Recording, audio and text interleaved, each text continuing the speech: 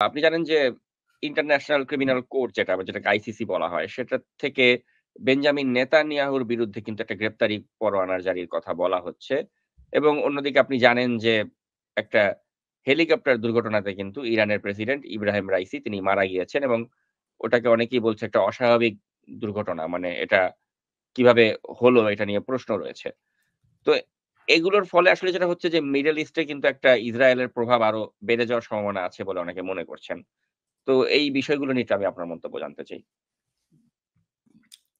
এই ২ টা ব্যাপার খুবই গুরুত্বপূর্ণ। বিশেষ করে ইব্রাহিম রাইসি, যিনি ইরানের প্রেসিডেন্ট হলেন ২০২১ সালে, গত ১৯ মে হেলিকপ্টার দুর্ঘটনায় উনি মারা যান।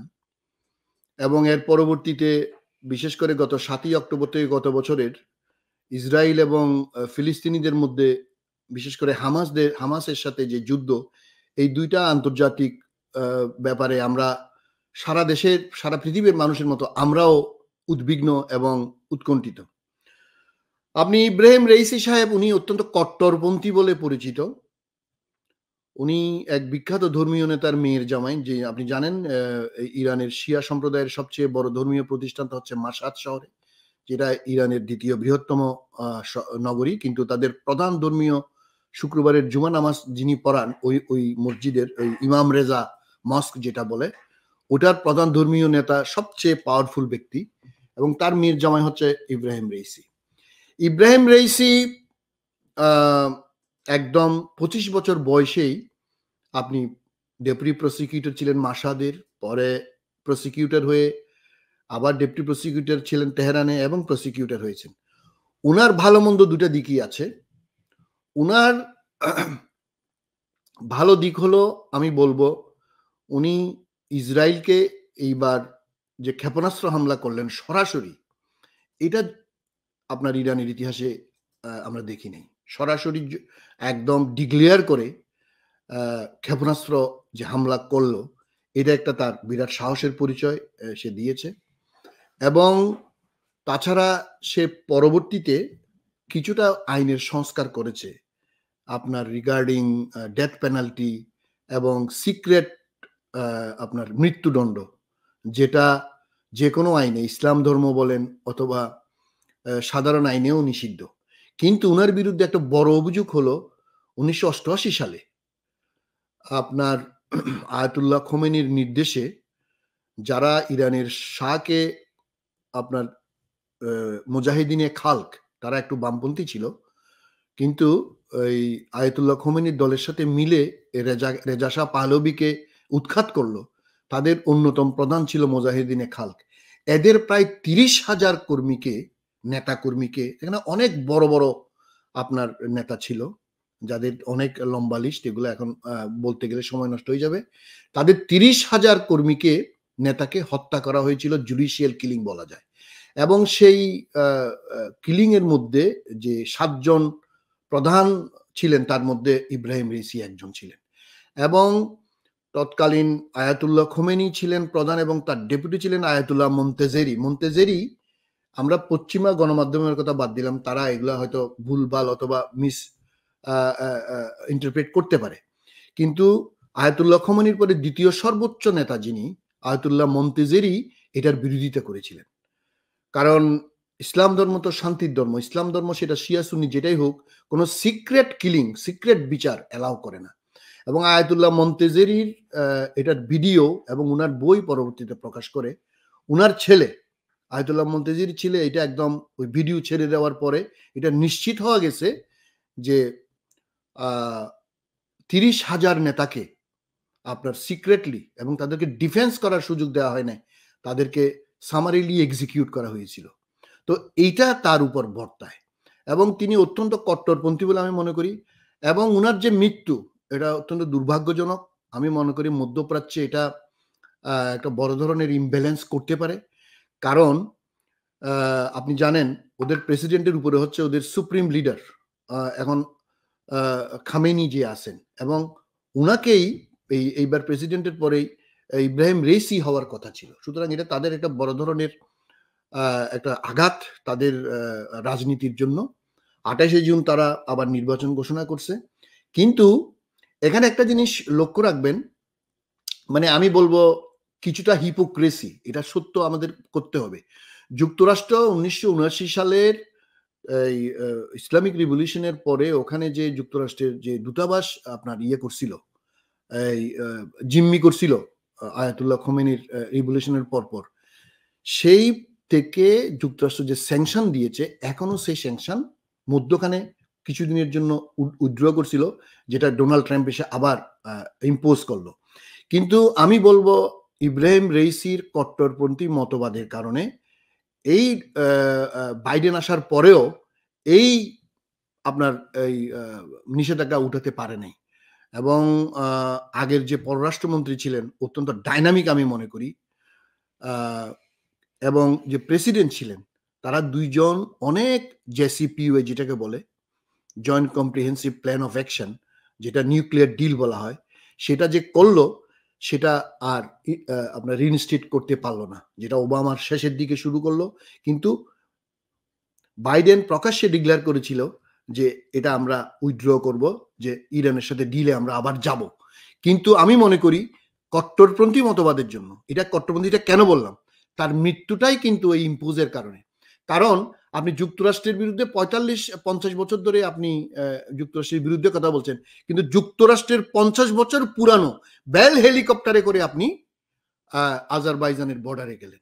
এবং আপনি জানেন যুক্তরাষ্ট্রের নিষেধাজ্ঞা আমরা যে যত কথাই বলি, আপনি বেল হেলিকপ্টারের পুরনো ৫০ বছর হইলেও এটা যদি এয়ার ওয়ার্ড দিয়ে হয়, ইট ইজ ওকে।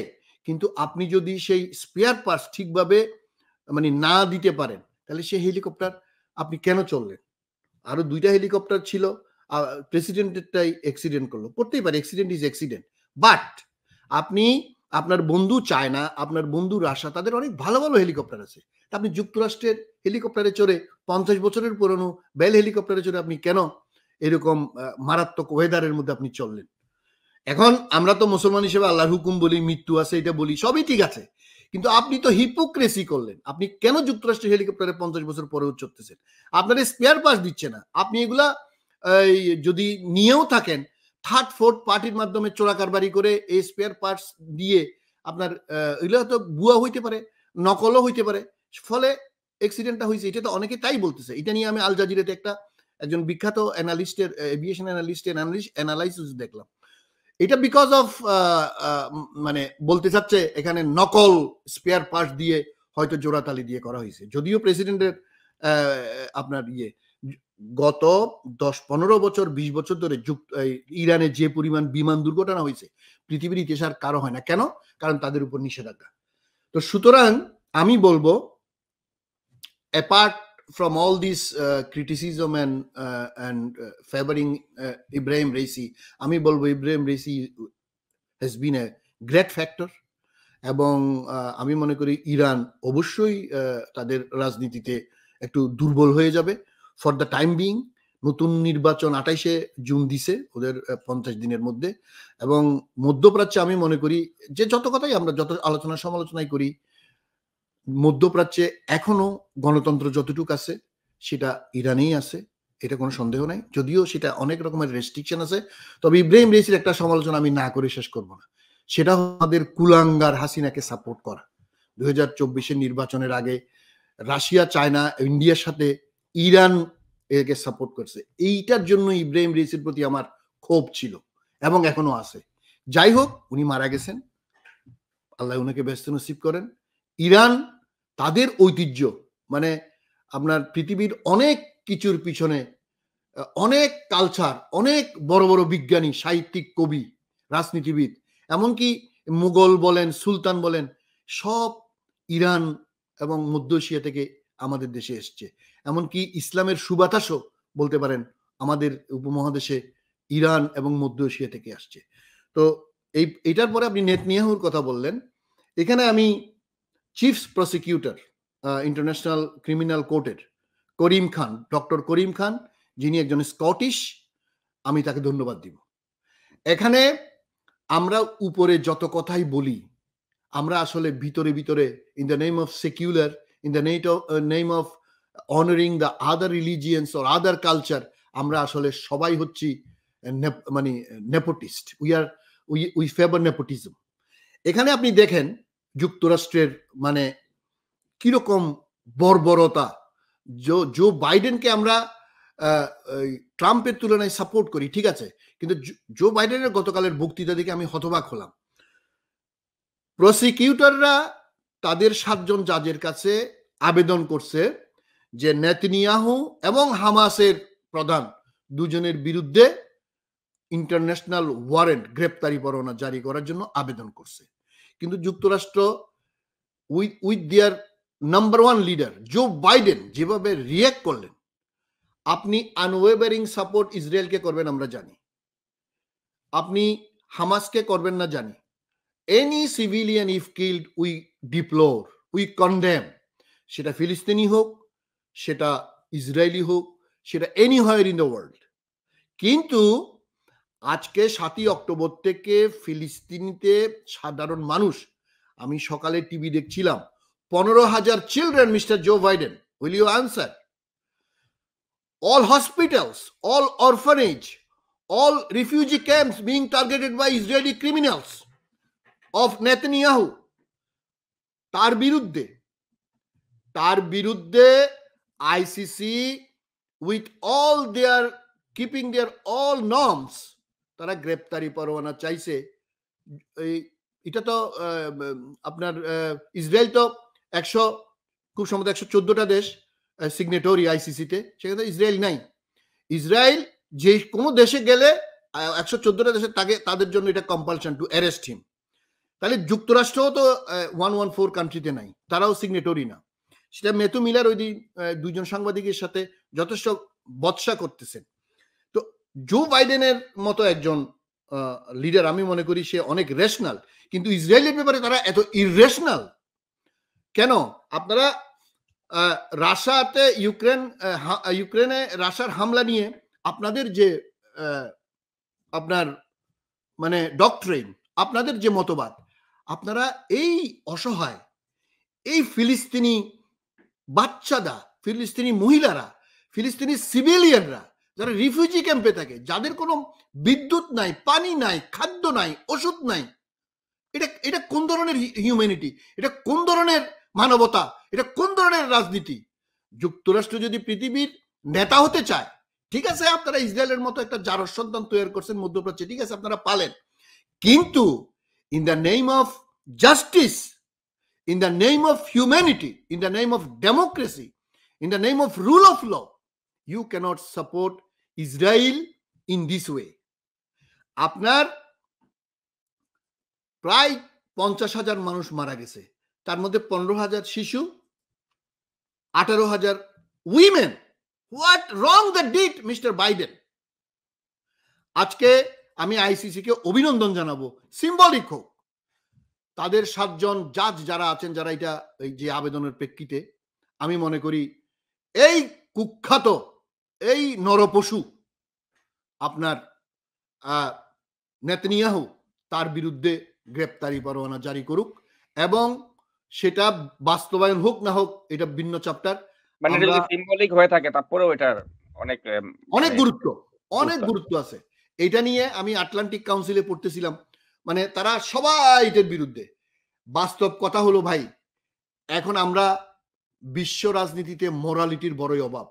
আমরা আমার মোরালিটি কি আছে বা আপনার মোরালিটি কি আছে সেটা না দেখে আন্তর্জাতিকভাবে এই যে বড় বড় নেতা যারা রুল অফ লর কথা বলা, যারা সেটা ব্রিটেন বলেন, সেটা কানাডা বলেন, সেটা যুক্তরাষ্ট্র বলেন, সেটা ইউরোপিয়ান ইউনিয়ন বলেন, সবাই এক বাক্যে ইসরায়েলের পক্ষে। বাবা ইসরায়েলের পক্ষে আপনারা থাকেন, ঠিক আছে, এটা আপনাদের সাপোর্ট, কিন্তু এই যে ইনহিউম্যান, তাদেরকে খাদ্য, ওষুধ, পানি, বস্ত্র, হাসপাতাল উড়িয়ে দেওয়া হচ্ছে। আজকে দেখলাম একটা হাসপাতালে অ্যাটাক করে 38 জনকে হত্যা করা হয়েছে। এটা কোন ধরনের রাজনীতি? আন্তর্জাতিক রাজনীতি কি? এই যে এই বাইডেন বলতেছে 2 স্টেট সলিউশন, আপনি 2 স্টেট সলিউশনের দিকে আগাচ্ছেন না কেন? 2 স্টেট সলিউশন করেন, ইসরায়েলকে বলেন stop all this nonsense. 2 state solution আপনি বাস্তবায়ন করেন, ফিলিস্তিনিদেরকে জেরুজালেম ছেড়ে দেন, জেরুজালেম রাজধানী করে তাহলে ফিলিস্তিন করেন।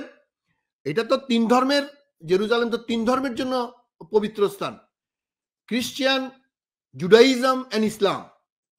আপনারা সেটা পারস্পরিক ভ্রাতৃত্ববোধের সাথে 70-80 বছর ধরে করেন না কেন? করেন।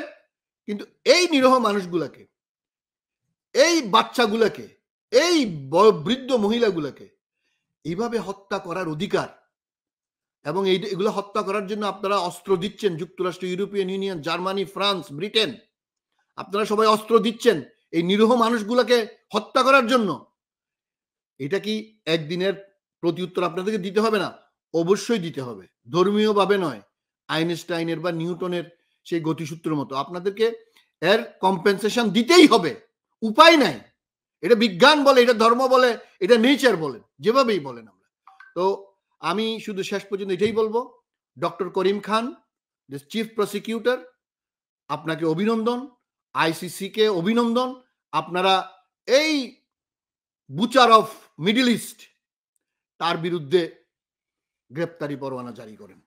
আমরা আপনাদেরকে সশ্রদ্ধ সালাম জানাই। অসংখ্য ধন্যবাদ জনাব আবেদিন।